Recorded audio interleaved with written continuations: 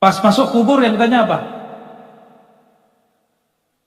Man rabbuka, siapa Tuhan kamu? Itu pertanyaan fikih atau pertanyaan ma'rifat?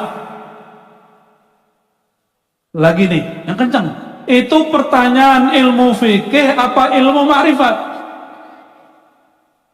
Nggak ditanya mengenai rukun wudhu berapa gitu, nggak ada di dalam kubur. Nggak ada. Macam-macam air nggak ditanya di alam kubur. Yang ditanya apa? Man rabbuka atau ma rabbuka, yang mana yang benar hadisnya? Pakai man. Itu pertanyaan man, itu pertanyaan ma'rifah, dari am ke khos. Siapa Tuhanmu? Ma'rifat bukan? Atas dasar itulah ulama kita sepakat dengan satu kalam. Awaluddin ma'rifatullah. Awal beragama itu dimulai dari mengenal Allah. Maka masuk dunia diazankan, masuk kubur ditanya man rabbuka. Itulah rahasia kenapa beberapa kiai NU buat bid'ah, mengazankan atau mentahlilkan jenazah. Kan kata kawan kita bid'ah, benar nggak? Bid'ah nggak tuh? Bid'ah menurut orang sono, menurut kita enggak. Ya. Pertanyaan keduanya apa di kubur? Nah, satu riwayat man nabiuka, berarti itu ma'rifatur rasul, ma'rifatun nabi. Jadi dua ma'rifat yang wajib dibawa ke dalam kubur. Saya mau tanya, yang hadir di depan saya sudah punya belum ma'rifatullah dan ma'rifatun nabi? Terus kalau mati gimana cara jawab nanti? Maka buru-buru cari ilmu ini. Ma'rifatullah, ma'rifatun nabi. Berarti wajib gak belajar ma'rifat? Wajib apa sunat? Dan ma'rifat itu ketemunya di kalangan para mursyid yang bertorikoh pastinya. Oleh karena itu bertorikoh sunat apa wajib? Ayo yang kenceng. Bertorikoh sunat apa wajib? Wajib, bukan sunat. Yang ngomong begitu langsung Syekh Muhammad Amin Al-Qurdi. Jadi kalau nggak bertorikoh gimana?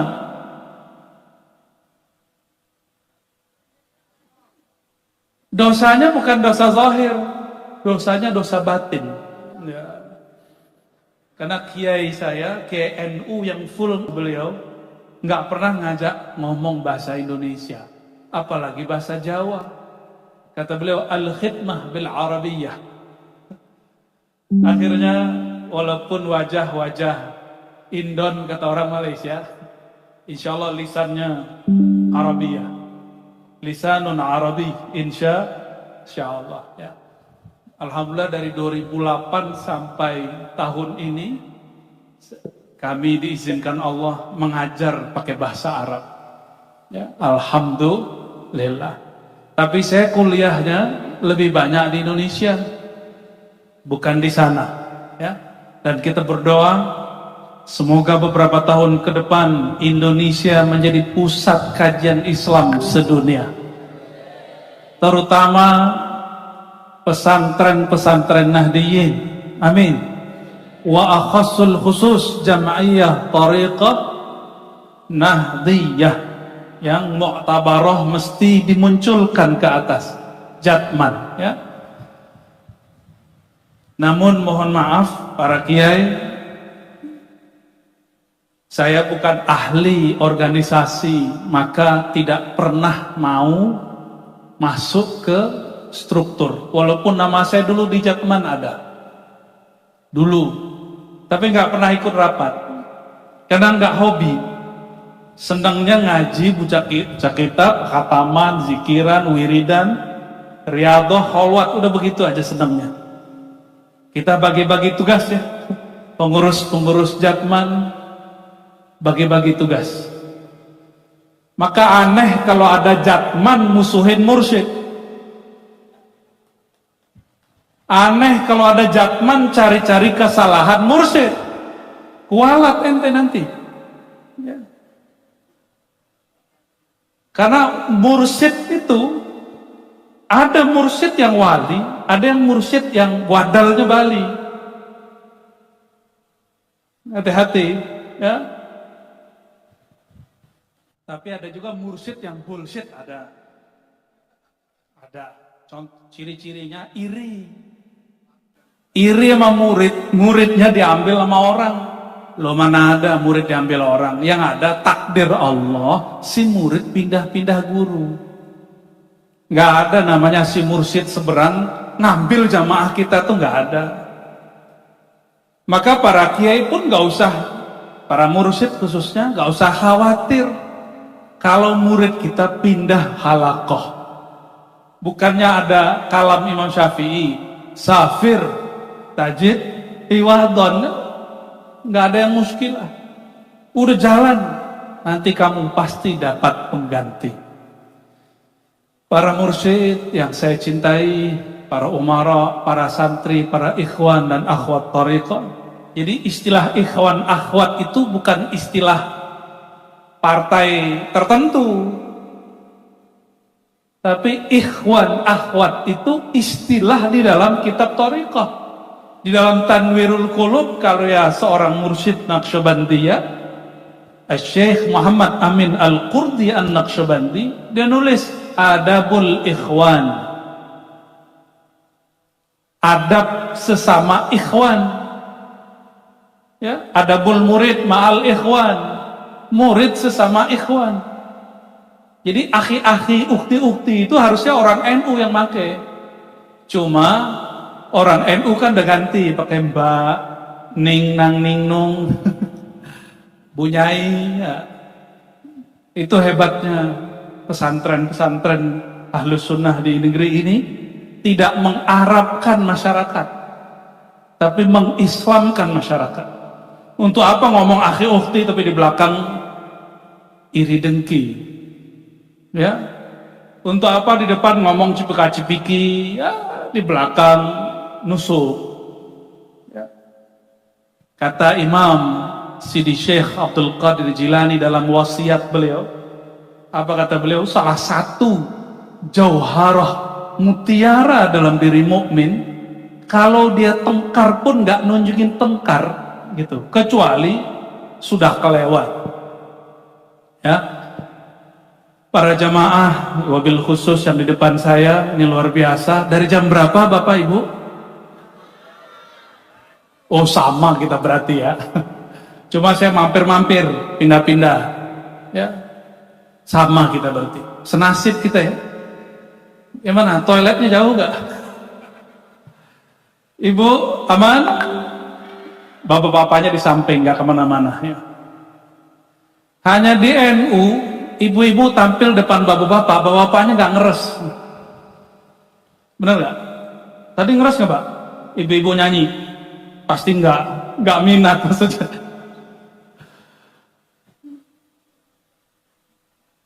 Dulu ayah Buya Hamka kan Muhammadiyah. Ketika ada di Muhammadiyah kan ada namanya Aisyah. Ibu-ibu Aisyah tampil di depan, itu dimarahi oleh ayah Buya Hamka. Ini melanggar fikih Syafi'i. Ternyata fikih Syafi'i Al-Jawiyah An-Nahdiyah itu beda lagi. Allahumma shalli ala sayyidina Muhammad. Alhamdulillah kami dibesarkan di lingkungan Ahlus Sunnah wal Jamaah. Cuma dari kecil guru saya, mursyid saya tidak suka ikut organisasi. Tapi ada satu mursyid kita jadi ketua Rois Jatman juga di Sumatera Barat. Cuma mursyid yang mengijazahi saya itu nggak mau tampil. Kalau ada acara Jatman beliau nggak datang. Kita mah siapa gitu ngomongnya, ya. Namun saya lahir batin sangat support dengan pergerakan positif Jatman. Semoga Allah memperbanyak. Kita dulu juga mikir gitu kok. Lah yang nulis kitab siapa? Kitab paling puncak yang dikaji di pesantren tasawuf, kitab Ghazali, kitab Ibnu Athaillah Sakandari. Kitab Ghazali judulnya Minhajul Abidin, Bidayatul Hidayah, agak tinggi Ihya Ulumuddin. Ada yang lebih dahsyat tuh, Kimya Us-Sa'adah. Tapi nggak dipakai di pesantren. Kiainya yang baca. Itu Imam Ghazali punya mursyid nggak? Nih, yang katanya ngaji kitab Ghazali, yang katanya kalau aswaja, Asy'ari, fikihnya Syafi'i, tasawufnya Ghazali. Imam Ghazali bermursyid nggak? Untuk kiai-kiai yang masih ngotot, saya mah kitab aja, nggak usah pakai mursyid, nggak usah torikot-torikotan, norak. Untuk kiai yang ngomong begini, ente berhenti baca kitab Ghazali. Mohon maaf, ini agak kenceng dikit bab Jalaliyah, karena habis duduk sama beliau. Imam Ghazali itu bermursyid dan nyuruh kita cari mursyid di semua kitab tasawufnya. Loh, saya baca kitabnya beres, nggak bisa. Kitab itu dicetak, ditulis, asalnya kolbu mursyid, kolbu wali. Maka jangankan tasawuf, Quran aja kiai, boleh nggak langsung ke mushaf? Ini beliau kan syekh dalam ilmu qiraat nih, ilmu Quran. Boleh nggak kiai ngambil satu huruf langsung dari? Lah ya jus, nggak boleh. Itu cuma baca bismillah, mesti ngelihat guru, mesti ditegur oleh guru. Oh salah, bacanya begini, mulutmu dibuka. Nih panas nih, karena kajiannya agak panas sedikit. Insyaallah ntar lagi ketutup, amin. Ngaji Quran, mau baca bismillah, mesti talaki, langsung ngaos sama kiai. Masa mau merasakan rahasia bismillah, nggak mau ngambil dari kolbu kiai. Dan saya agak muskil kiai, yang sering ngomong gitu hafiz Quran. Mohon maaf kalau ada yang hafiz Quran. Yang sering ngomong torikot saya, Quran itu benar, tapi jangan digunakan untuk membatalkan orang bertorikoh. Ya, jangan khair yuridu bihi syarr, jangan begitu. Jadi para kiai, para jamaah, ikhwan, akhwat torikoh, sekelas Imam Ghazali siapa mursyidnya? Imam Ghazali ini dua angkatan sebelum Syekh Abdul Qadir Jilani. Syekh Abdul Qadir punya banyak mursyid, salah satu mursyidnya Al-Imam Yusuf Al-Hamadani. Yusuf Al-Hamadani ini teman sesama ikhwan Imam Ghazali. Berarti satu angkatan sebelum Syekh Abdul Qadir ya. Kepada siapa mereka ngaji?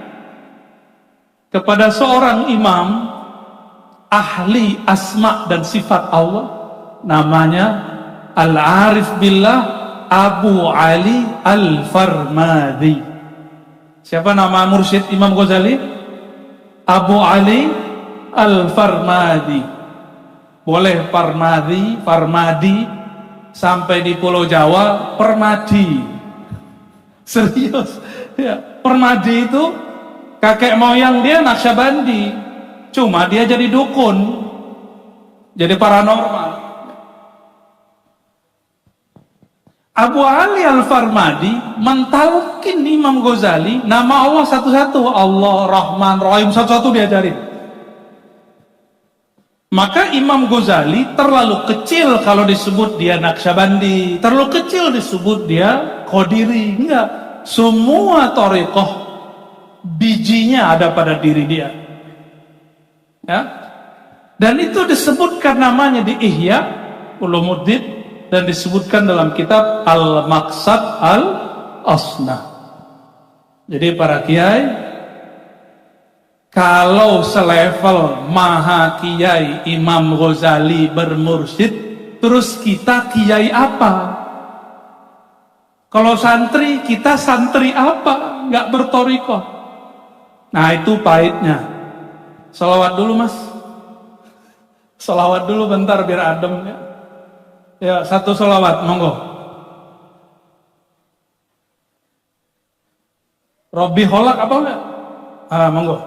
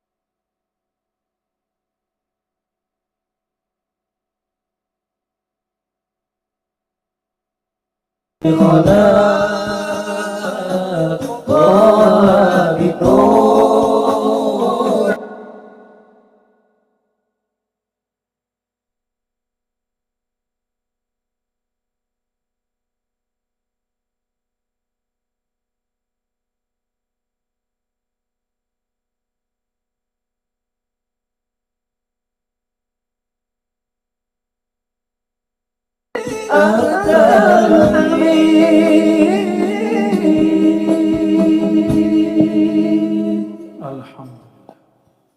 Di situ adem, di bawah tetap gerah. Yang penting hatinya adem ya. Kalau tadi yang kencengnya, sekarang yang halusnya ngajinya. Bapak Ibu, mau nggak makan tapi nggak ada bumbunya?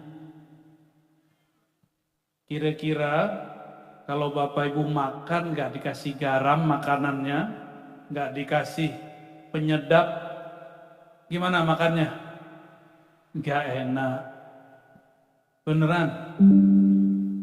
Kenapa kita suka nyari rumah makan yang enak? Ingin memanjakan diri. Kenapa bapak-bapak ini suka dengan makanan ibu-ibu yang makan tapi masakannya nggak pakai garam? Ada nggak? Nggak ada ya, protes ya? Langsung ditaruh. Apa ini gitu ya? Saya mau tanya yang kedua bapak ibu. Sudah berapa tahun sholat tapi sholatnya nggak enak?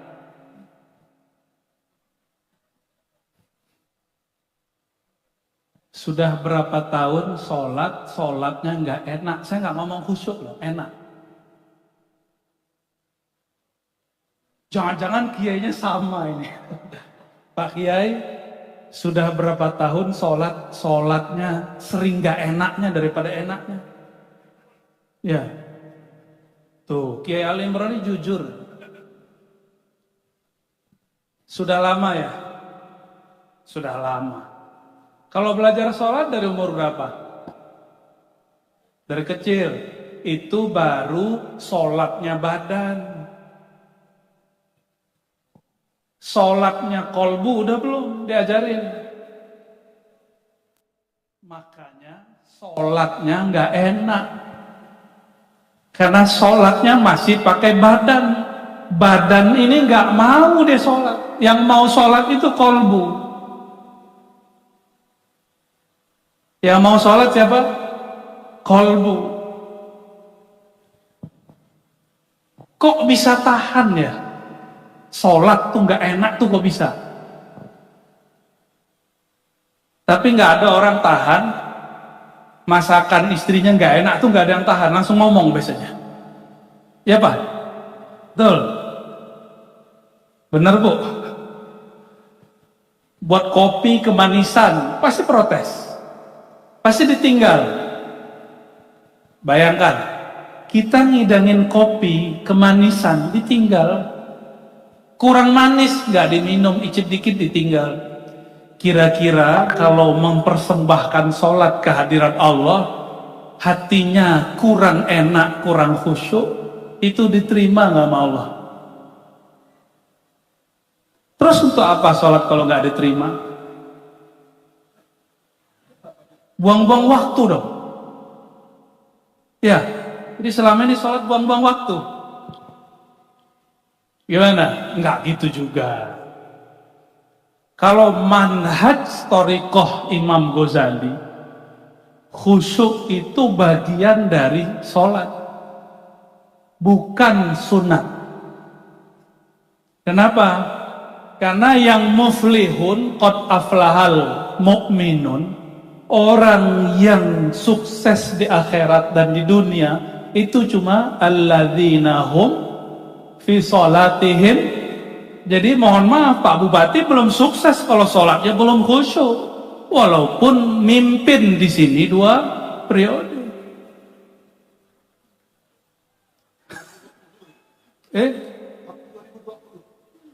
Udah berapa tahun berarti nih? 10 tahun? Enggak khusyuk, kusut. Kayaknya sampai sekarang.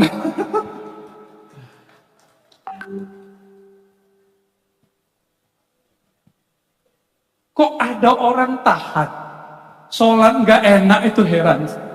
Itu paling heran. Mungkin dia takut-takutin kiai kali ya. Kamu kalau nggak sholat neraka gitu. Oh, hikam. Orang yang datang kepada Allah, yang menunaikan tugas dari Allah itu ada 2. Pertama, ahlu taklif, orang syariat, orang zahir baca kitab bahwa sholat itu wajibatun, wajib. Kalau nggak dikerjain, uqiba, diiqab. Ini bahasa fikih itu bahasa serem, ngancem-ngancem isinya. Yu'aqabu ala tarikihi, diiqab orang yang meninggalkannya. Itu bahasa fikih. Bahasa apa? Fikih. Maka wajar kalau kiai-kiai ini sebagian agak horor. Cari lawan terus.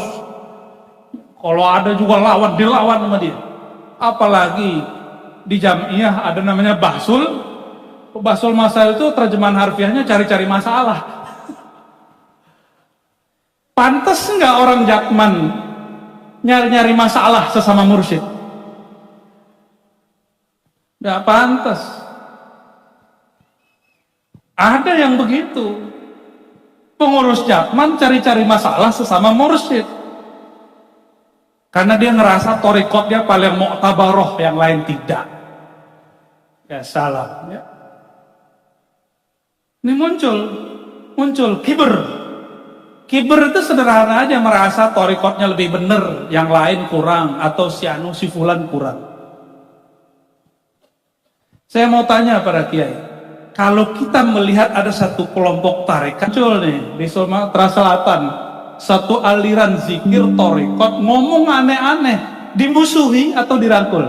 Saya mau lihat nanti nih, Raisobiyah, ide nakal.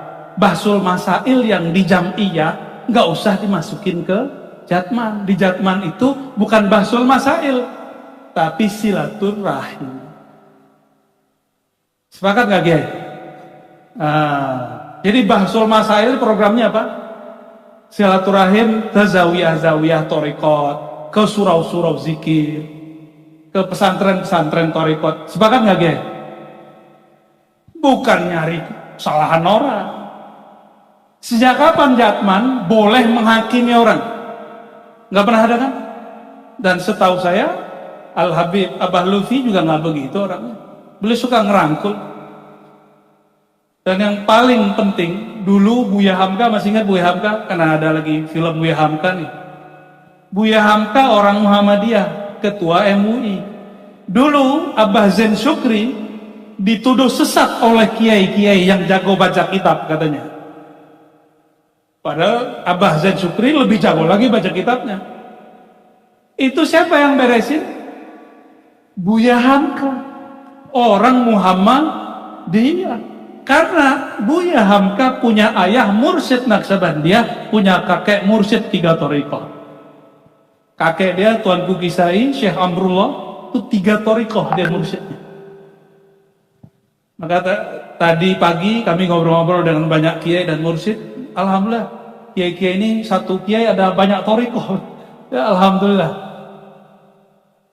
Jadi bolehkah orang banyak thariqah? Ya, tanya sama beliau-beliau. Boleh, tapi dengan syarat. Ya. Jalan banyak, tapi yang ditempuh yang mana? Pasti satu. Ya, yang ditempuh pasti sungai banyak. Kalau sudah sampai di laut, sama-sama asin nggak?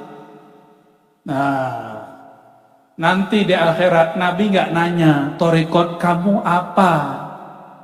Nggak tanya. Nggak ditanya. Yang ditanya apa? Pas masuk kubur yang ditanya apa? Man rabbuka, siapa Tuhan kamu? Itu pertanyaan fikih atau pertanyaan ma'rifat?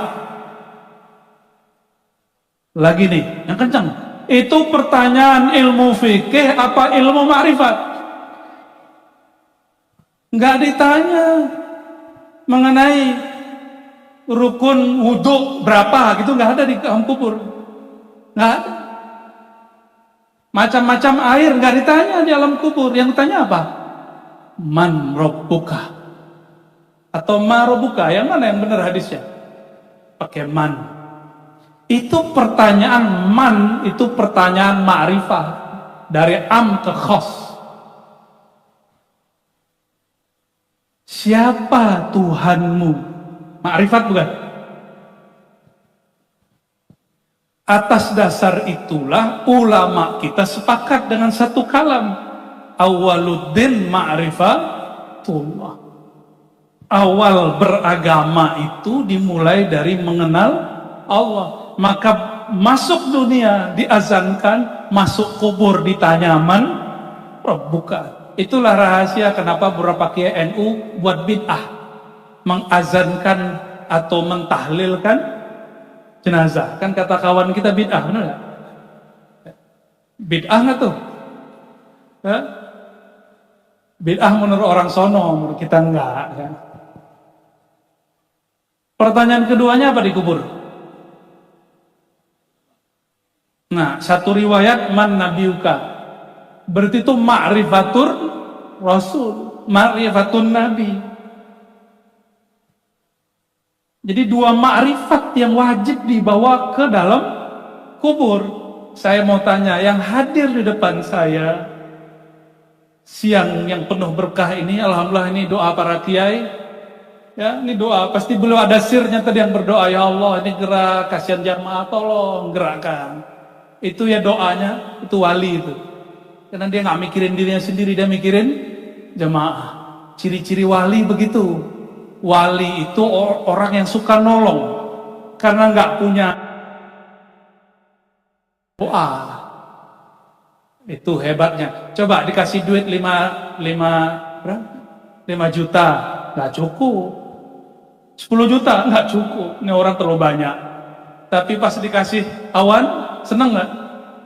Alhamdulillah.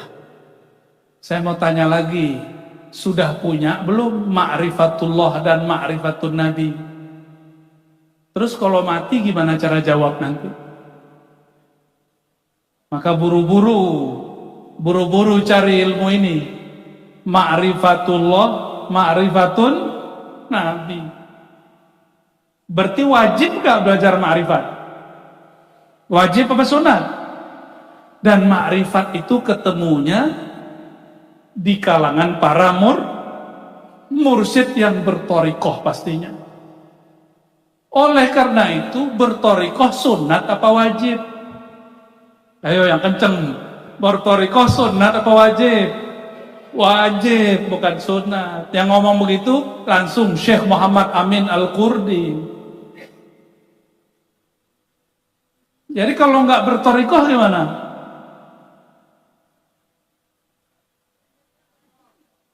Dosanya bukan dosa zahir, dosanya dosa batin. Secara fikih tidak berdosa, tapi secara batiniah, secara hakikat dia disebut jahilun billah. Bapak Ibu, ada satu hadis, mau jadi wali Allah nggak? Mudah Pak. Jadi wali Allah itu gampang. Dengerin hadisnya, hadis qudsi, hadis Sahih Bukhari. La yazalu abdi yataqarrabu ilayya bima aftaradtuhu alaih. Senantiasalah hambaku istiqamah mendekatkan dirinya kepadaku dengan yang aku wajibkan. Kalau ahli fikih ngomong wajib apa aja? Pasti sholat lagi, ya kan? Sholat. Tapi sholatnya nggak pernah enak. Kecuali lagi dompetnya tipis, lagi kena musibah itu bisa nangis. Nangisnya bukan karena dia sholat, tapi karena dompetnya tipis. Jadi bertuhannya matre. Kenapa Kiai? Pak Bupati dibentak istri. Waduh, Pak Bupati curhat, dibentak istri nangis. Yang ada ibu-ibu dibentak suami nyolot. Allahumma sholli ala sayyidina Muhammad.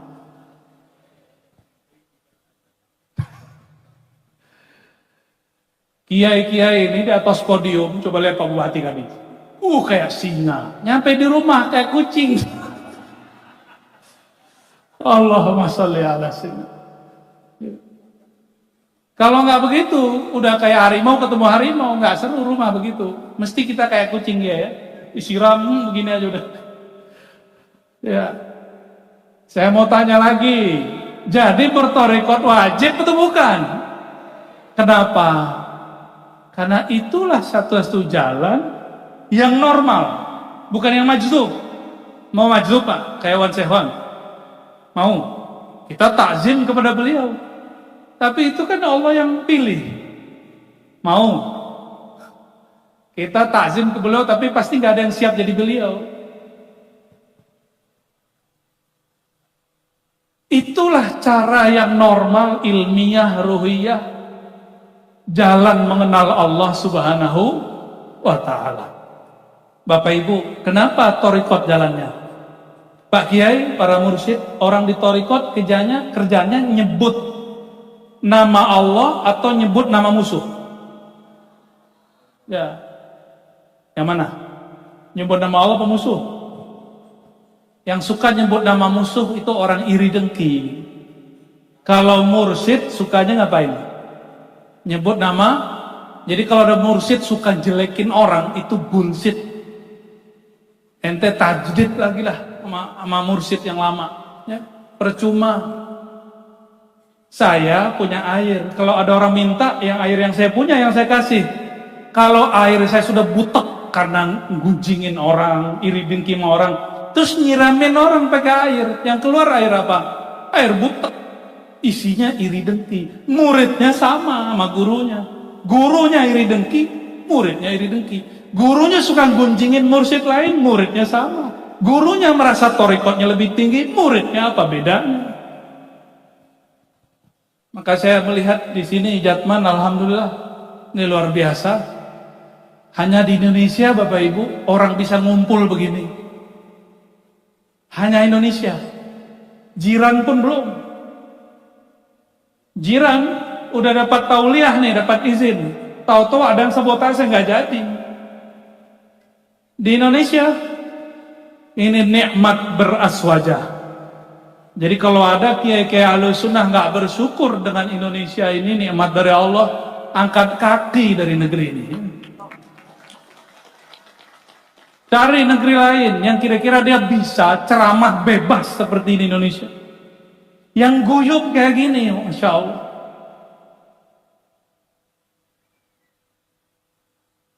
Waktu saya datang ke salah satu wilayah di Korea, itu orang nyanyi lagu Indonesia, nggak pernah nangis kan? Pertama kali saya dengar lagu Indonesia Raya itu di Perancis, di luar negeri, nangis. Sono, masjid di Perancis itu basement kantor KBRI itu jadi masjid. Hari Sabtu ntar agama apa, Minggu besok ntar agama apa. Di sini masjid banyak sih. Di sini IMB belum jadi, masjid udah berdiri. Maka kalau ada agama sebelah bikin rumah ibadah, udah biarin. Kenapa? Mereka nggak akan pernah menikmati seperti sebebas kita. Biarin aja. Ya, coba urusan Pak Bupati paling di demo. Cuma kalau orang NU enggak. Saya baru lihat nih videonya. Abah Lutfi sambut para pendeta, biksu-biksu. Dikawal oleh banser-banser. Masya Allah, selamat buat banser. Ya. Kenapa Abah Lutfi bisa begitu? Karena di kolbunya tidak ada kebencian. Karena beliau bertoriko. Kalau cuma ngaji fikih, mohon maaf. Atau gaya fikih dibawa ke torikoh, mohon maaf, beda, jangankan beda agama, beda torikoh aja serang. Benar gak? Mohon maaf para ahli kitab ya. Mohon maaf, samping saya ahli kitab semua, jadi banyak yang dukung. Allahumma sholli ala Sayyidina Muhammad. Jadi kalau benar orang-orang Nahdiyin beraswaja, manhaj tasawufnya manhaj Imam Ghazali nyuruh cari mursyid. Sepakat? Mulai cari mursyid? Yang belum, cari mursyid. Cari mursyid itu bukan sembarangan, dia lebih ribet daripada nyari jodoh. Kalau jodoh bisa bercerai, nggak dicerai hidup, dicerai mati. Kalau sama mursyid nggak ada namanya cerai. Yang ada murid durhaka ada. Nggak ada. Maka ciri-ciri nih, boleh nggak murid pindah ke mursyid lain? Boleh, tapi ada satu syarat. Mau dengar syaratnya? Ini yang berkalam Imam Sya'rani. Syaratnya satu saja. Atau Sidi Ahmad Al-Ghumus Qadawi, satu saja. Tidak membicarakan keburukan mursyid yang lama. Mau? Jadi boleh pindah mursyid, pindah torikot, tapi jangan jelekin torikot yang lama. Jangan jelekin zawiyah surau pesantren yang lama. Ya. Itu murid yang sodik. Apa arti murid yang sodik? Santri yang sungguh-sungguh jujur istiqomah. Kalau enggak, murid kazib. Murid yang ya dalam ilmu torikoh loh ya. Dalam toriko, kalau dalam ilmu fikih biasa orang beda dan musuh-musuhan. Dalam ilmu hadis Imam Muslim, ya, Imam Muslim kemudian melawan gurunya, Imam Zuhri, ahli hadis itu biasa, begitu. Tapi di Thariqat setahu saya nggak ada, ya. Bapak Ibu yang bukan Allah, karena di depan kita ada kitab hikam, mau dengar hikmah nggak? Mau? Ya, satu atau dua lah ya. Kalau sempat dua, kalau nggak satu. Sebelumnya mari kita baca surah Al-Fatihah. Mari sama-sama kirimkan untuk baginda Nabi Muhammad SAW dan pengarang kitab Al-Hikam dan semua mursyid, semua imam tariqah. Ila ruhin Nabi SAW wa ila jami'i ahli turuq sufiyah wa la'immati turuq as-sufiyah wal mursyidin wa al-ikhwan wal akhwat wa khususan al-imam al-arif billah bin Athaillah Sekandari qadasallahu asrarahum. Al-Fatihah. A'udzu ya Bismillahirrahmanirrahim. Amin. Qala, berkata Ibnu Athaillah, man ittala'a, ini jilid juzuk kedua, hikmah nomor 4 ya, 1 2 3 4. Silakan dicari nanti di rumah para kiai yang biasa baca kitab, juzuk 2 hikmah keempat. Man ittala'a ala asraril ibad wa lam yatakhallaq birrahmatil ilahiyyah kana ittila'uhu fitnatan alaihi wa sababan lijarril wabal ilaihi. Nah, coba dengarkan. Ya, perhatikan. Man ittala'a, siapa yang ini untuk politisi cocok, untuk kiai cocok, untuk beda thariqah cocok. Ini cocok, coba dengerin. Ini penting. Man ittala'a, siapa yang menilik, nilik bahasa Melayu, melirik, melihat, mengetahui ala asraril ibad, terhadap rahasia orang lain dari hamba Allah. Kita tahu nih rahasia itu bisa jadi kesalahannya, kekurangannya, aibnya. Kalau dalam bahasa tasawuf disebut apa? Kasyaf. Apa bahasa tasawufnya? Kasyaf. Ya. Kasyaf itu artinya penyingkapan. Kalau mata ditutup bisa lihat ke depan nggak? Coba tutup Bapak Ibu. Sebagian aja, nah tutup. Bisa lihat nggak? Nggak bisa. Kalau kolbu ditutup, bisa ngelihat nggak kolbu orang? Jadi hati-hati sama ahli kolbu, dia tahu kolbu orang lain. Bagi ahli kolbu orang lain bukan gaib. Tapi bagi akal, isi kolbu gaib. Tapi bagi ahli kolbu, isi kolbu orang nggak gaib. Ini rahasia mursyid ahlul qulub. Tidak semua mursyid, hanya mursyid yang ahlul qulub. Mursyid yang tajam kolbunya, kolbu orang di depan bahkan sepenuh ini Allah izinkan bisa melihatnya. Diizinkan bisa. Kenapa? Kolbu itu gaib, maka dia tahu yang gaib. Mata ini zahir, hadir, maka dia tahunya yang zahir dan hadir. Jadi bagi mursyid, bagi ahli Allah, mengetahui siapa orang itu bukan keramat. Itu main harian, itu mainan harian. Udah bosen. Contoh, ini beliau kalau dengerin orang baca Quran, hatta kiai pasti tahu kurang matnya di mana. Bener gak kiai? Geli gak kiai?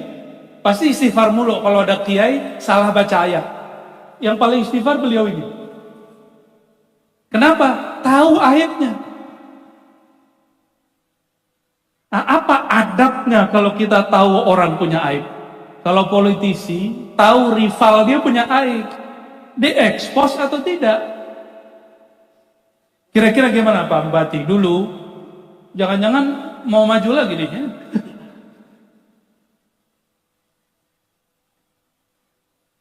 Ciri-ciri orang pencinta dunia, kalau orang yang lain dapat musibah, aibnya kebuka, dia senang. Saya mau tanya nih, mohon maaf Kiai. Halo Pak Kiai.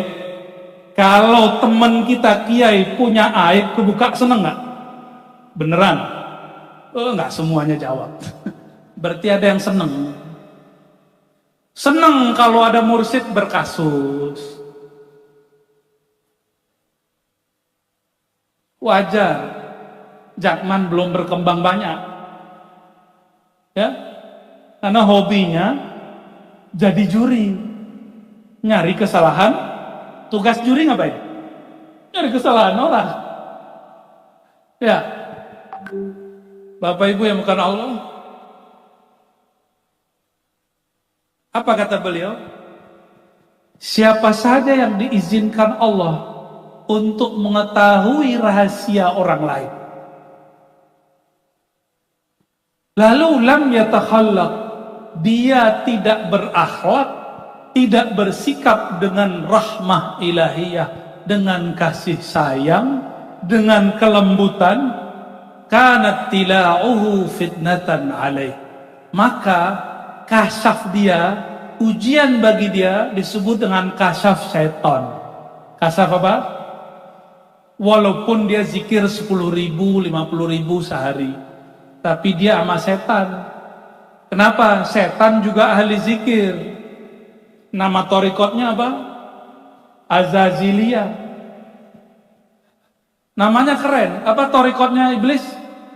Azaziliyah. Itu 18.000 tahun wiridannya, kholwatnya. Mohon maaf, Kiai, ada yang 18.000 tahun wiridan? Ada gak? Pak Bupati aja baru 10 tahun jabat ya, kurang dikit. Ada yang jadi mursyid 18.000 tahun? Nah.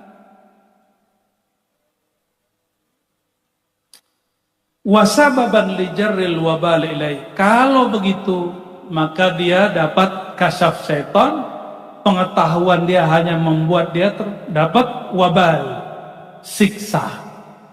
Ya, maka berdasarkan ini para kiai, para teman-teman semua, ikhwan, akhwat, aib siapapun yang tampak pada diri kita, kita tutup.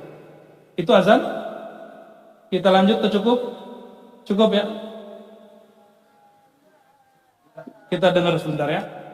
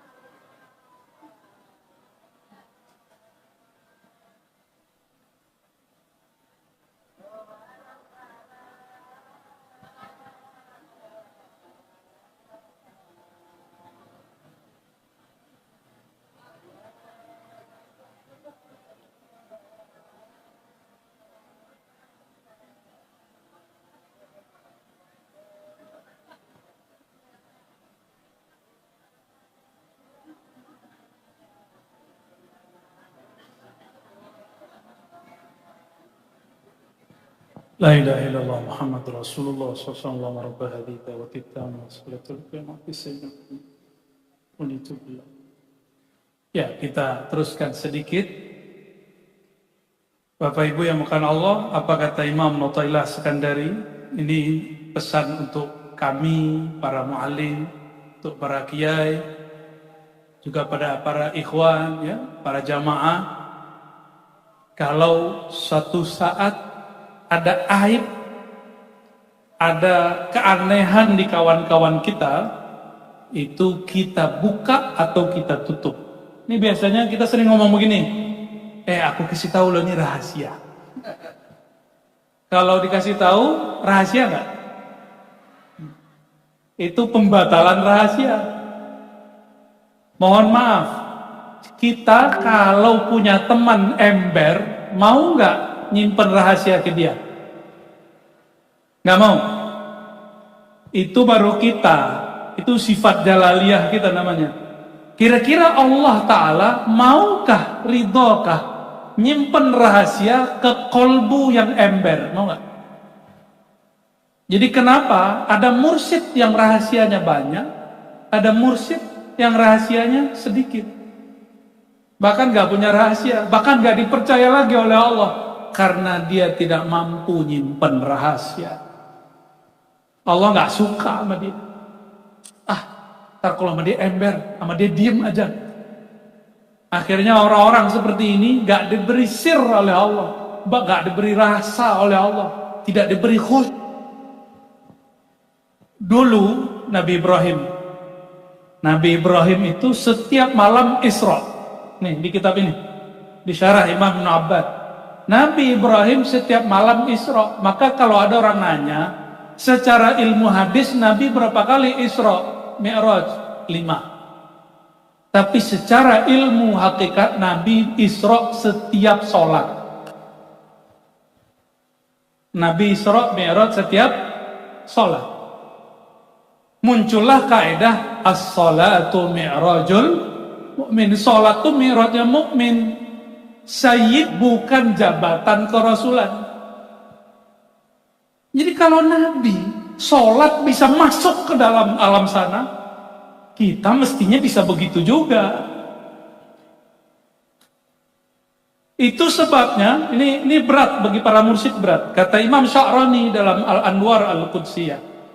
Ya. Apa kata beliau?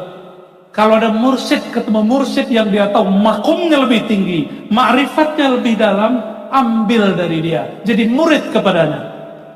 Jadi nggak boleh stagnan berhenti di satu toriko. Nggak siap ya mursyid ya. Takut muridnya pindah ya. Nggak bakal pindah. Justru muridnya lihat guruku tawadhu ya. Apalagi aku gitu harusnya. Gimana? Ada mas-mas kalau lagi sholat diizinkan Allah masuk surga, ada nggak? Jadi benarlah kata Abdullah bin Amr dalam Sunan Tirmizi, awwalu ma yuqbadu yawmal qiyamah qabla yawmil qiyamah al-khusyu'. Yang pertama dicabut oleh Allah di akhir zaman khusyuk. Sehingga nggak ada mau kiai nggak khusyuk, mursyid aja sulit, apalagi murid. Kenapa orang sulit khusyuk? Karena nggak kenal dia lagi berhadapan sama siapa. Mohon maaf, kalau Pak Bupati datang, tapi orang nggak tahu itu Pak Bupati, dicuekin nggak? Ya, pernah nggak Bupati? Seneng nggak kalau lagi ke pasar orang nggak tahu? Seneng nggak? Nyamar, seneng. Itu justru seneng. Tapi kalau lagi acara begini, datang terus nggak nyambut gimana? Nggak seneng. Orang cuek, bupati biarin, dia mau bupati. Nggak seneng, pasti nggak seneng. Kenapa ini rakyatnya Pak Bupati ini takzim? Karena kenal. Kalau tidak kenal, tidak akan ada penghormatan. Coba Pak Kiai datang, nggak pakai baju kebesaran, sarung, ya. Sarungnya ada merek tertentu kan, biar beda sama jamaah biasanya. Maka saya hari ini datang nggak pakai merek,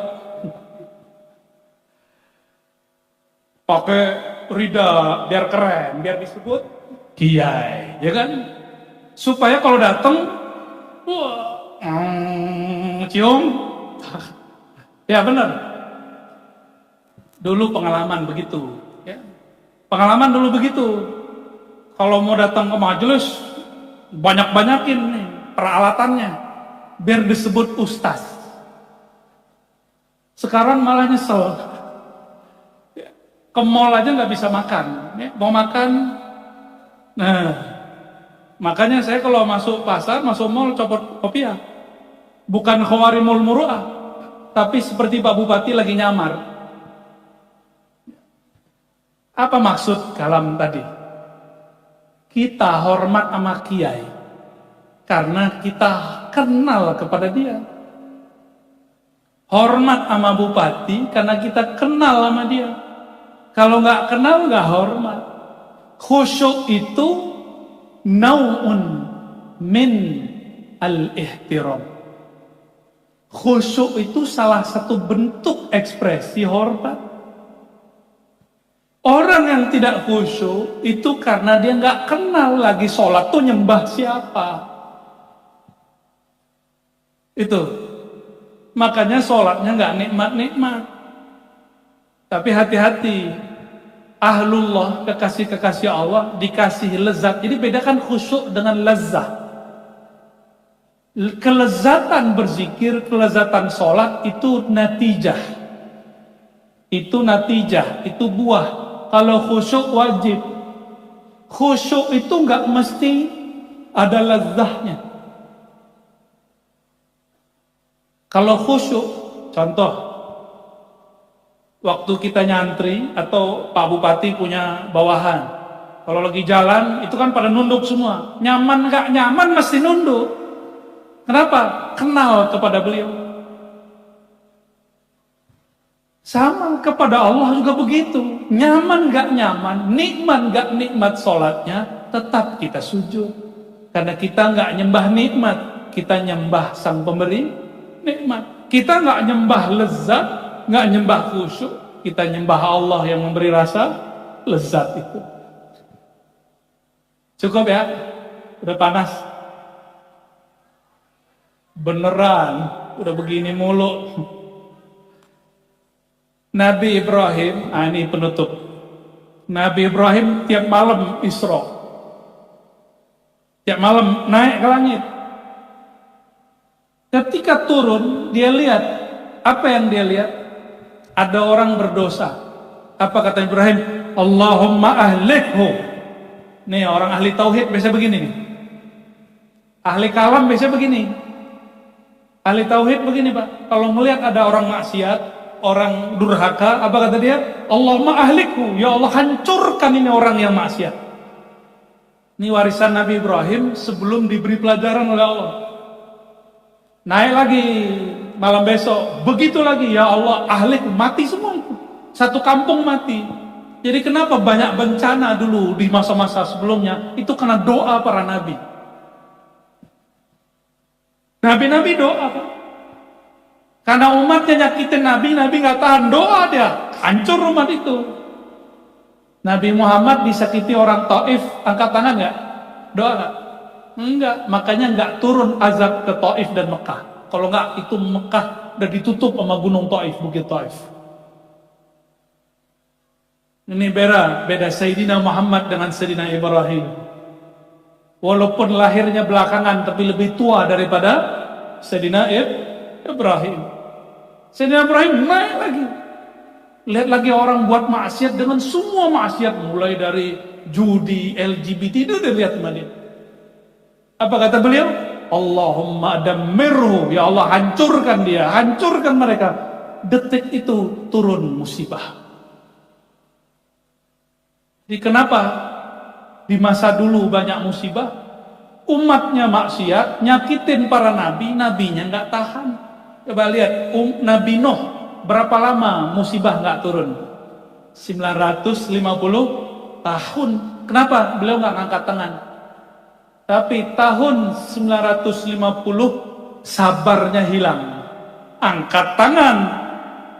Gimana dalam Al-Quran dia kalamnya Sayyidina Nuh?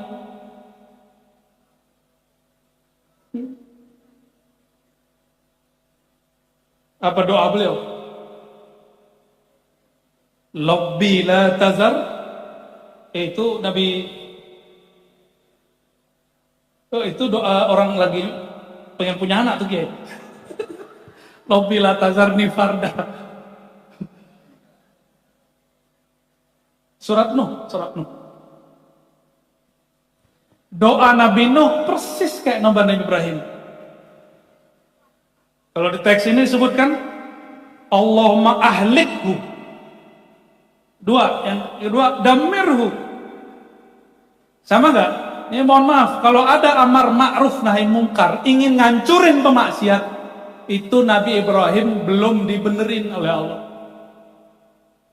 Jadi kita amar ma'ruf gak boleh ngancurin pemaksiat. Amar ma'ruf ngancurin maksiat, bukan ngancurin pemaksiat. Ini sekarang udah beda orientasi. Beda orientasi hari ini. Oke. Yang ketiga masih seperti hancur. Jadi ada umat hancur 3 kali karena doa Nabi Ibrahim. Terus apa yang terjadi? Naik lagi ke langit, tapi beliau melihat dirinya nyembelih anaknya. Gimana Pak? Ru'yal anbiya wahyun, mimpi para nabi wahyu, benar? Mimpi para nabi wahyu. Malam besok lihat lagi. Malam besok lihat lagi doa, ya Rabb, hadza waladi, hadza abdun min ibadika. Ya Rabb, ini anakku. Kalau engkau perintahkan aku nyembelih, kasihan ya Allah. Di situ Allah berkalam, ya Ibrahim, ente lupa, ini baru 1 anak. Kamu sudah bilang hadza waladi, ini anakku, ini santriku. Loh, yang kemarin kamu doakan banyak orang hancur, emang itu bukan hamba Allah, abdun min ibadika, hamba engkau juga ya Allah.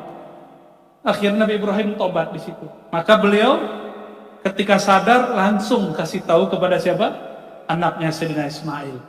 Mau dapat pelajaran begitu? Kan gak mau kita.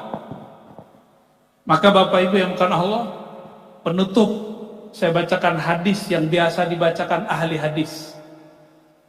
Disebut al-hadis al-musalsal birrahmah atau bil awwaliyah.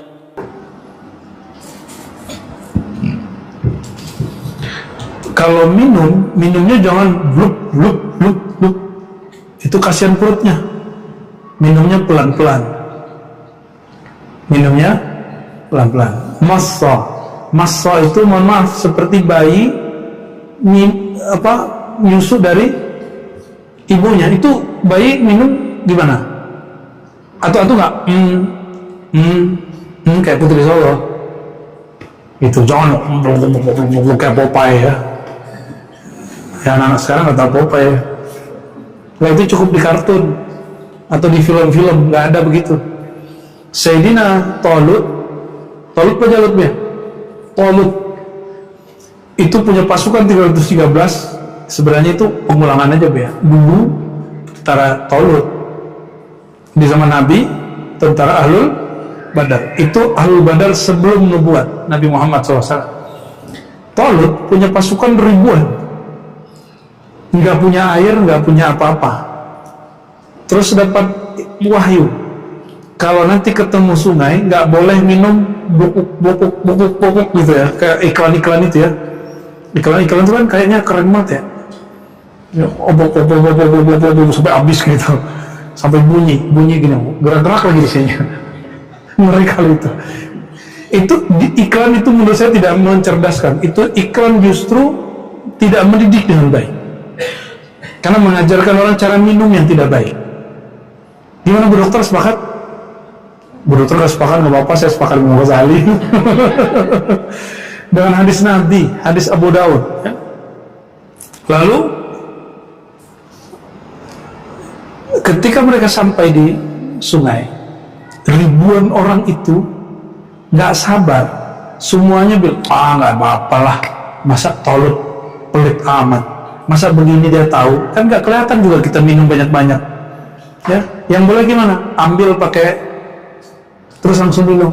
Itulah dalil sebagian ulama kita, kalau wudhu sisa yang di tangan boleh diminum, itu dianjurkan, sunnah. Itu dari kisah itu. Yang melakukan itu cuma 313 orang, maka mereka gak kesetanan, gak kehewanan, gak kebidatangan. Cuma itu. Itu rahasia orang kalau minum dari air wudhunya. nggak kesetanan, bisa bakar setan dalam dirinya. Cuma 313 orang. Itu semua orang pada ketiduran. Jadi ternyata banyak minum ini membuat kita gampang ngantuk. Jadi ngantuk-ngantuk nih kebanyakan minum tuh. Apalagi ente minum tua. Minum yang halal bisa bikin orang ngantukan. Gimana kalau minum yang haram gitu?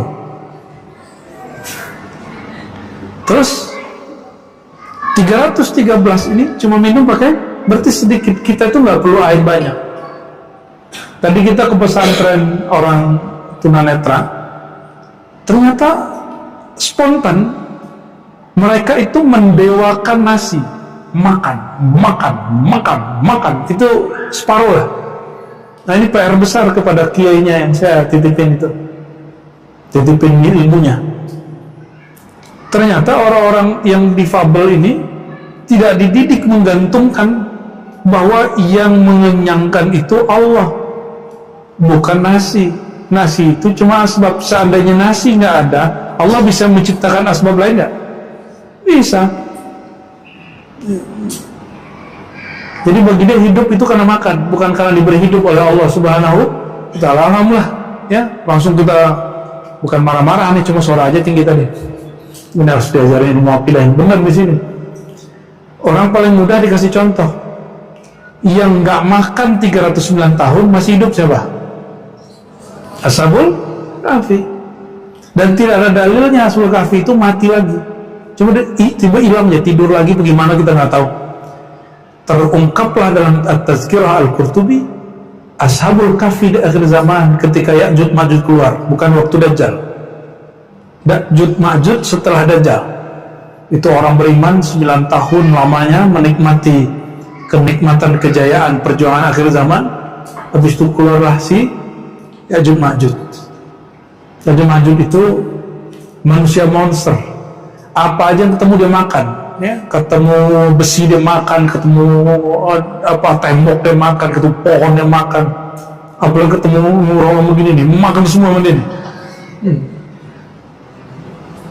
Maka Allah kirimlah, ya, bangkitkan kembali semangat juang Imam Mahdi bersama Nabi Isa dan semua prajuritnya. Salah satu prajurit Nabi Isa adalah Ashabul Kahfi. Oh, berarti masih ada mereka. Jadi yang mengajarkan ada reinkarnasi, dia reinkarnasi daripada Ashabul Kahfi itu ajaran menyimpang. Kalau ada mursyid tarekat ngaku dia adalah reinkarnasi seorang daripada Ashabul Kahfi, itu ajaran menyimpang. Hati-hati, ya. Saya sudah dengar beberapa kelompok nih. Cuma karena tugas kita bukan jadi singa, ya, bukan singa saja, jadi kita nggak akan sebut-sebut namanya. Cuma kita ngingetin aja. Ajaran reinkarnasi bukan ajaran dari Islam. Islam nggak ada reinkarnasi. Kalaupun ada, itu udah pindah alam. Karena reinkarnasi itu nanti ujungnya tidak ada alam akhirat. Alamnya muter terus. Kalau nanti di kita reinkarnasi versi kita, kalaupun istilahnya pakai, tapi sebaiknya tidak pakai itu. Pindah alam nanti, pindah alam mahsyar. Ya, dikasih tubuh yang baru, cuma tulang ekornya sama. Baik. Ashabul Kahfi bisa berjuang, bisa kuat tanpa perlu makan nasi, makan gandum, minum air. Masih hidup 309 tahun. Berarti hidup karena apa? Tadi hidupkan Allah Subhanahu wa Ta'ala. Ya. Nabi Adam punya keturunan pertamanya bukan Habil Qabil. Keturunan para Nabi Adam itu Hawa, ya. Tapi ada ibunya nggak Hawa? Ada ibunya Hawa? Nggak ada. Cuma bapaknya doang Adam. Di syariat mereka boleh nikah karena cuma berdua doang. Ya, bapak di situ bukan bapak seperti biologis. Allah yang tahu rahasianya. Ya, makanya saudara silang boleh nikah di masa Nabi. Itu syariat Nabi Adam. Ya, nggak ada kan? Ibunya Sayyidah Hawa kan nggak ada. Coba Nabi saya ibunya siapa? Maryam. Bapaknya ada nggak? Berarti Allah kalau mau menciptakan orang nggak perlu bapak ibu, nggak perlu suami istri, nggak perlu pembuahan sperma dan sel telur, nggak perlu. Allah kalau mau kun fayakun. Ya. Baik. Bismillahi, ya kalau mengambil air, jadi ambil gelas, nah ambil gelas. Terus baca bis, terus minumnya pelan-pelan, jangan blok, blok, blok, jangan begitu, pelan-pelan, sedikit, sedikit, sedikit. Gimana kalau lupa? Ya kau sering keluarin lagi, tapi jangan diulang. Wa yaqulu ba'da syurb, alhamdulillahilladzi. Anehnya ini orang yang nuduh Imam Ghazali nggak baca kitab. Ini kita cari hadis ini nggak ketemu di Sunan Abi Daud, ketemunya di kitab Abu Daud yang lain.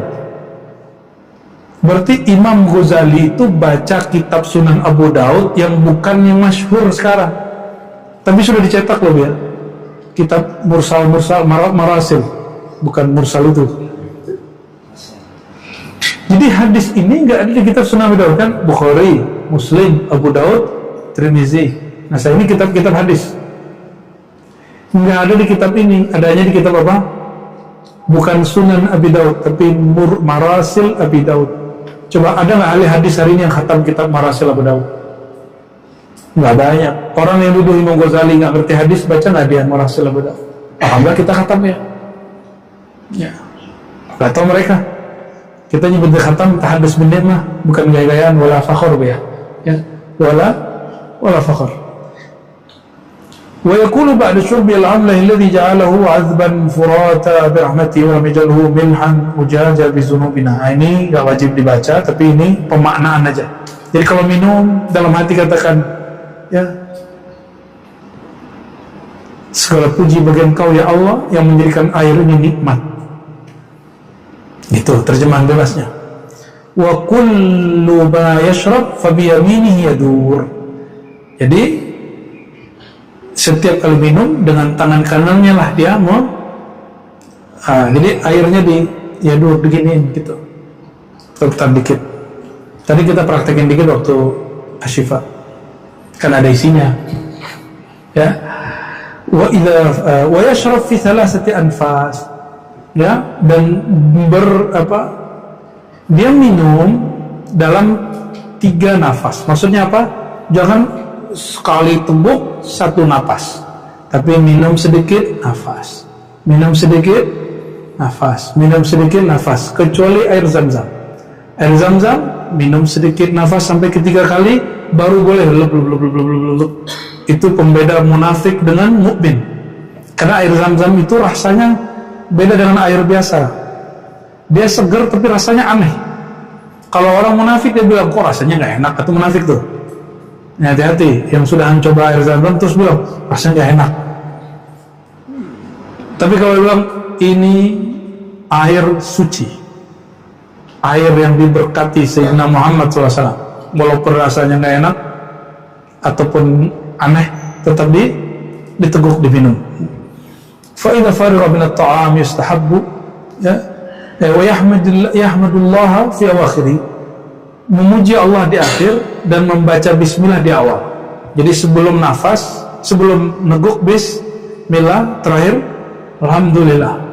Ya, ingin dapat gelar syakur, hamba yang bersyukur, amalannya paling ringan. Coba 40 hari 40 malam gak lepas. Mau makan minum bismillah, selesai alhamdulillah. Mau minum bismillah, selesai alhamdulillah. Kalau lupa langsung bismillahi fi awwalihi wa akhirih. Dengan nama Allah, semoga Allah jadikan hukumnya di awal dan di akhir. 40 hari. Habis itu jangan berhenti, terusin. Kalau berhasil 40 hari, saya jamin sampai mati gak lupa. Insya Allah.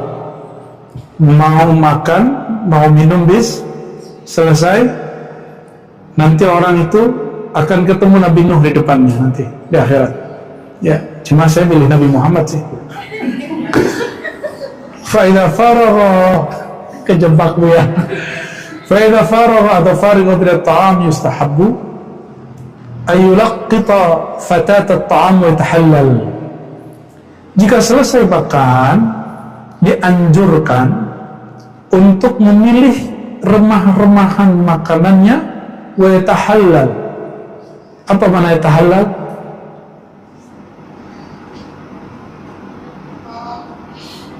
Yatahallal itu bisa berarti menjadikannya halal dimakan lagi. Bisa jadi diambil, dikumpulin terus dia makan, atau kalau kotor memang kita kemudian dikumpulkan di tempat yang kotor aja. Ya kalau sudah kena debu ya jangan juga dimakan, itu jorok namanya.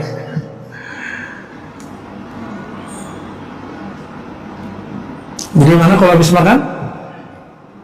Ya, pungut. Kalau emang udah kotor, kumpulin di tempatnya, jangan dibiarin. Ya, bayangkan kalau ada orang makan, habis itu kita bilang, ntar aja, paling aku doang. Terus baik, nanti ada orang makan situ lagi begitu, besok begitu lagi. Itu berapa kali tuh remahannya nggak hilang-hilang. Ya, karena semua orang mikir begitu. Yatakhallal. Oh, yatakhallal, dia makan. Itu cetakan dalam negeri. Kayaknya lebih keren yang cetakan dalam negeri. Cetakan siapa tuh? Darul Kutub Islamnya. Wah, lebih keren ya. Kalau sini yatahallal. Jadi yatakhallal itu gini, ambilkan lengket-lengket. Ada yang lengket di tangan nggak? Ini kalau makannya nggak pakai sendok, pakai jari. Terus ya, tapi jangan depan lawan jenis ya. Bisa bikin ilpil. Wa yuqalu man la'iqa al-qas'ata wa shariba ma'aha kana lahu itqu raqabah. Ini hadis enggak sahih ya. Siapa yang menjilat wajan apa bahasa ini? Piring. Lalu kalau kuah dia minum kuahnya gitu ya. Dia dapat pahala membebaskan satu budak. Tapi hadisnya enggak sahih ya. Fayaqulu, karena ini bukan bab akidah, boleh diamali. Ini cuma bab adab. Maka sesuaikan dengan tradisi kita, adab-adab kita di sini. Saya kalau nggak ada orang, emang kalau yang sayurnya enak kita minum. Kalau punya mangkok kecil, jangan dari. Itu soal adab Nabi, nggak pernah minum, makan langsung. Misalnya nih antum ke dapur, ada apa namanya, panci. Langsung enak nih kayaknya nih, enggak. Itu bukan ajaran Nabi. Nabi kalau makan, walaupun bisa begitu, diambil dulu, taruh di wadah kecil, piring, lalu beliau duduk, lalu makan. Itu cara beliau ya, melebihi anggunnya Putri Solo. Wa yaqulu alhamdulillahilladzi bi ni'matihi tatimmus shalihat wa tanzilul barakat. Kalau sempat ya baca alhamdulillahnya yang lengkap. Pujian bagi Engkau ya Allah, dengan nikmat-Mu sempurnalah semua kebaikan dan turunlah keberkahan. Allahumma la taj'alhu quwwatan ala ma'siyatik. Ya Allah, jangan jadikan yang kami makan minum ini untuk menjadi asbab kami kuat bermaksiat. Ya, tapi menjadi kekuatan kuat taat ya. Tapi ini nggak mesti dibaca ya. Yang wajib dibacanya secara adab alhamdulillah. Wa yaqra surat al-ikhlas. Wah, Imam Ghazali lengkap kali ya. Kalau selesai makan minum baca al-ikhlas li ilafi Quraisy. Kenapa? Al-ikhlas tauhid. Ada di situ as-samad. As-samad itu salah satu maknanya yang memberi rasa kenyang. Ada orang makan 2 piring nggak kenyang-kenyang karena belum dikasih rasanya, padahal perutnya udah melendung. Ya, jadi kenyang itu rasa. Siapa yang menciptakan kenyang? Bukan nasi. Yang mengatakan nasi musyrik, syahadatnya ulang diulang. Yang memberi segar bukan air, tapi asbabnya Allah. Maka kita minum, kita halalin dengan bismillah. Jadi jangan karena orang minum aja kita pakai halalin bismillah Bu ya. Lalu baca li'ila fi Quraisy dalam surat Quraisy. Li'ilafi Quraisy ilafihim rihlatash shita'i was-sayf falyabudu rabb hadzal bait alladzi at'amahum min ju'. Jadi siapa yang memberi makan menghilangkan rasa lapar? Allah, bukan orang tua, bukan kawan, bukan nasi. At'amahum min ju', yang memberi rasa makan, nikmat makan, penghilang ju'. Ju' artinya lapar. Maka sering-sering baca li'ilafi Quraisy supaya tidak menyekutukan Allah dengan ya. Jadi ini salah satu senjata akhir zaman. Ini risalah akhir zaman, salah satunya kalau makan minimal sekali sehari amalin ini. Karena suatu saat nanti makanan nggak ada, Allah masih kasih rasa kenyang, cukup dengan baca ayat. Ya, nggak percaya nanti cobain aja ya. Kita pernah nyobain dengan zikir Allahus Samad, itu kenyang seharian. Ya, zaman-zaman dulu masih begitu deh. 20 duit habis. Hatta yurfa'at ta'amu wal ma'idah wa in kana li ghairihi falyad'u wa yaqulu akala ta'amakumul abraru fa aftara indakumus sha'imun wa sallat alaikumul malaikah. Ya. Tidak berdiri, ini masuk ke adat tersempat. Jangan berdiri dulu sampai makanannya diangkat. Atau dipersilakan oleh sahibul baitnya. Kalau nggak angkat sendiri, ya angkat sendiri baru kita beri. Ini modus biar bisa, antum kan biasa mau ngudut ke belakang kan, habis makan angkat sendiri, gitu. Modus. Wa in kana li ghairihi falyad'u. Jika punya orang lain maka doakan. Jadi kalau kita diundang orang habis makan doain. Salah satu doanya ini doa ala jadul ya. Boleh kita terima kasih, semoga diberkahi rumahnya, diberkahi makanannya, diberkahi rezekinya, udah gitu. Itu kalau di mana begitu ya. Wa istahabbu ayaqul, dianjurkan membaca alhamdulillahilladzi at'amana wa saqana wa kafana wa awana sayyidana wa maulana sayyiduna wa maulana thumma yutammim ghassala yadahu famu. Selama ini kita baca apa? Alhamdulillahilladzi at'amana wa saqana. Nah, itu versi lain. Terima kasih ya Allah yang telah memberi kami makan dan minum dan menjadikan kami muslim. Jadi kalau di sini memberi makan minum, mencukupi kami ya, dan memberi hilang rasa haus kami, Sayyiduna wa Maulana, yaitu Allah Ta'ala. Lalu cuci tangan dan kumur-kumur. Ya, jadi jangannya umat hati nih kalian nih yang ngerokok. Ini sunnah ininya kok udah hilang. Sunnah apa namanya? Siwak. Bau lah itu. Pasti bau. Numpuk baunya itu di mulut. Apalagi dia ada tarnya. Pasti lengket itu. Jadi kalau antum ngerokok, wajib bersiwak. Ya. Ntar siapa yang jualan, jualan di sini nggak apa-apa, sudah siwak nggak apa-apa juga. Jadi yang ngerokok wajib kalau enggak ya bawa alat KitKat kita, bawa alat untuk gosok gigi. Jangan rusak majelis dengan bau rokok. Saya maka selama di majelis ya, kecuali majelis emperan. Kalau di majelis yang begini saya nggak pernah mau kecuali bau-bau yang harum begini. Kita nggak berkenan. Ya. Kalau ada orang dia tetap merokok, biar kita yang keluar. Ya. Saya begitu di surau-surau nih, di surau kampung atau kalau di Jawa ntar ya. Kita bilang, jangan merokok. Ini majelisnya maunya harum-harum. Dia tetap merokok, ya sudah. Kalau nggak aneh keluar, ente keluar, gitu. Sampai begitu kita. Sebelum dapat tasawuf. Setelah bertasawuf ya kan dipaksa juga. Dulu begitu Bu ya.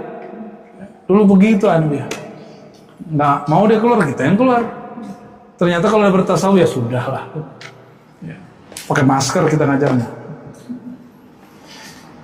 Nah, ini barangkali adab-adab makan minum yang pendek dari Imam Al-Ghazali ya.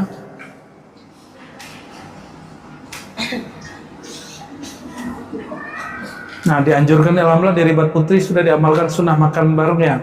Udah, bener. Tapi nggak berani gini ya. Nggak berani. Amalnya sesekali. Apalagi kalau makanannya pakai rendang kan enak tuh gituin. Tapi jangan depan Bu Yasmi. Nanti ilfil Bu Yasmi. Ya. Dan ini kabar gembiranya yang banyak mengamalkan ini ahbab jamaah tabligh. Ya, jamaah tabligh ngamalin sunnah-sunnah yang kecil-kecil nih diamalin. Terserah kalbu mereka gimana, tapi sunnah-sunnah kecil ini mereka amalkan meskipun hadis dhaif aja diamalin, apalagi hadis yang sahih ya. Khair, udah 5:30. Ada pertanyaan? Tutup langsung.